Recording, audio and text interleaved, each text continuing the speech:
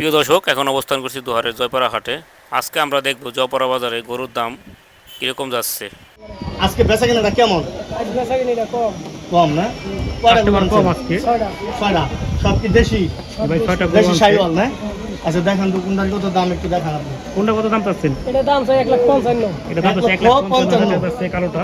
1,55,000 গরুটা একটু ভালো করে দেখা। এটা কি দাঁতিল? চার জাতে। চার দাঁত? এই দাঁড়ান, চার দাঁতের গরু দর্শক। কত চাইলেন?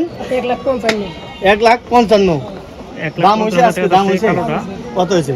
28, 25। 28-25? 28-25 তাহলে মাশাআল্লাহ, বলছে 28-25 বলছে, তাহলে মাশাআল্লাহ। তারপরে এই লালটা 1,35,000। খেলা দেন, কালারের ধাক্কা দেন এদিকে। হ্যাঁ ফটো একটু দেখান তো। এই তো দেখি দর্শক, এই তো দেখতে পাচ্ছেন 35। 1,35,000 এটা চাওয়া দাম। দামাদামির অপশন তো আছে নাকি?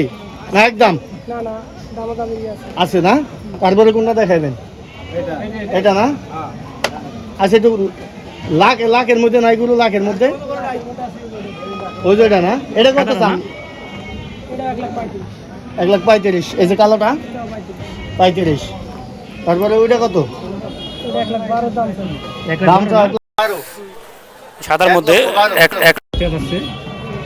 এগুলো মানে খাওয়ান দাওয়ান কি খাওয়ান? কুইরা বসি। ওইটা বসি খের। তাই মানে খাওয়ার মধ্যে তো কোনো নাই তাই না? মানুষ নিয়ে তো পালতে পারবো, মানে রাখতে পারবো কয়েকদিন। অসুবিধা আচ্ছা আচ্ছা।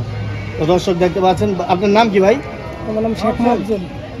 শেখ মফজল না? শেখ মকবুল তো ভাই ওই সামনে হাটে আসবেন। কয়েকটা গরু নিয়ে আসছে, 5টা গরু নিয়ে আসছে উনি।